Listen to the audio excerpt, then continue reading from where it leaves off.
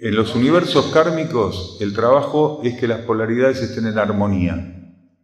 ¿Sí? Entonces, uno dice, este universo tiende a equilibrarse, este universo tiende a desequilibrarse. El relativo equilibrio que manifiesta está sostenido por jerarquías cósmicas, solares y planetarias que no están permitiendo el quiebre absoluto de este universo. Quiere decir, la restauración del equilibrio planetario y del equilibrio entre los polos es un trabajo de las jerarquías. La humanidad llevó a este universo a un desequilibrio prácticamente absoluto y no llega al quiebre y a la rotura evolutiva, que decía el fracaso evolutivo, precisamente por la presencia de las jerarquías. Pero vos dabas como ejemplo el viento. En un universo desequilibrado, el viento puede estar cumpliendo funciones que respondan a las fuerzas de la materia en desequilibrio o a las jerarquías, porque las masas de aire en movimiento, del mismo modo que las masas de agua, responden a órdenes inteligentes. Entonces, hay vientos que están representando el desequilibrio de la humanidad y hay vientos que están representando el proceso purificatorio que la jerarquía está conduciendo a favor del reequilibrio planetario. En apariencia, los dos son vientos, solamente que uno tiene una función oculta que el otro no tiene por su relación con la materia. Entonces, hoy en día, ninguno de nosotros puede evaluar qué está ocurriendo en la materia por la observación racional y directa de la materia. Entonces, cuando los elementos se ponen en equilibrio, no se produce estancamiento, lo que se produce es armonía. Porque los polos en los universos tienen que ir a la androginia, quiere decir al equilibrio entre polaridades. Los polos tienen que llegar al equilibrio. El estancamiento se produce cuando la actividad polar no responde al arquetipo para esa etapa o al arquetipo para ese ciclo.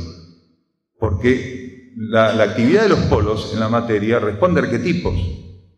La materia no puede recibir o polarizarse indistintamente de un modo u otro. La actividad polar en la materia responde a arquetipos que son ciclos y etapas absolutamente previstos por la jerarquía para que las conciencias ensayen con condiciones materiales puntuales. Entonces, en algunos momentos, ese arquetipo hace que uno de los polos esté más activo que el otro, en un ciclo subsiguiente se invierte, como ocurrió en 1988, que estaba activa de modo absoluto la polaridad masculina extrospectiva y se revirtió y comienza la expresión de la polaridad femenina. Y esta polaridad masculina empieza en hipofunción, se retira.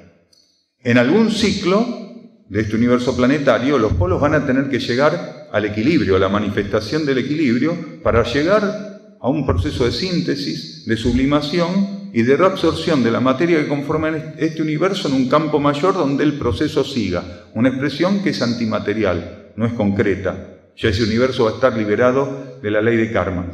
Pero no se debe interpretar el equilibrio entre los polos como estancamiento. ¿Sí? El estancamiento se da cuando la actividad entre los polos no responde a lo que está previsto y pasa a ser un estado contrario a la necesidad energética de las partículas. Entonces, esto es lo que ocurrió en el planeta Tierra. Nosotros no supimos acompañar las expresiones polares, no supimos acompañar, ¿sí?, el trabajo polar, y el trabajo polar se descompuso en confrontación. Nosotros, en vez de poner los polos en armonía y en complementación, los pusimos en confrontación y en fricción. Porque eso es otra de las cosas. Cuando los seres no pueden interpretar el trabajo polar, los polos pasan a ser elementos fricativos. Y la humanidad, al sabotear la complementariedad, limitó el trabajo polar a la fricción y la confrontación.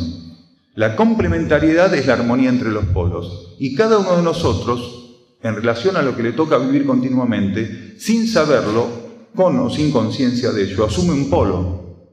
Cuando un ser que tiene una característica determinada está con otro ser, seguramente está asumiendo o el polo positivo o el polo negativo con aquel otro ser.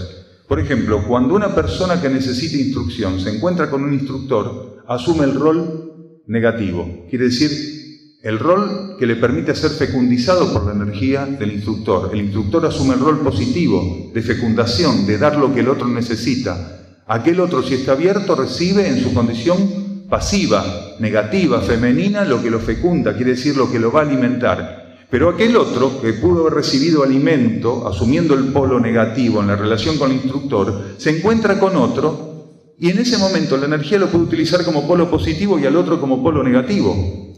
A veces los seres con cierta característica o condición son reunidos polarmente en conjuntos para potencializar la expresión de un polo. Quiere decir, puede haber conciencias que asuman un mismo polo porque potencializando bajo aspecto de sinergia esa polarización pueden brindar servicios muy profundos o potentes a nivel planetario, grupal, social, cultural, dependiendo. Pero no tenemos que ver nunca el estancamiento como el equilibrio. Equilibrio no es estancamiento.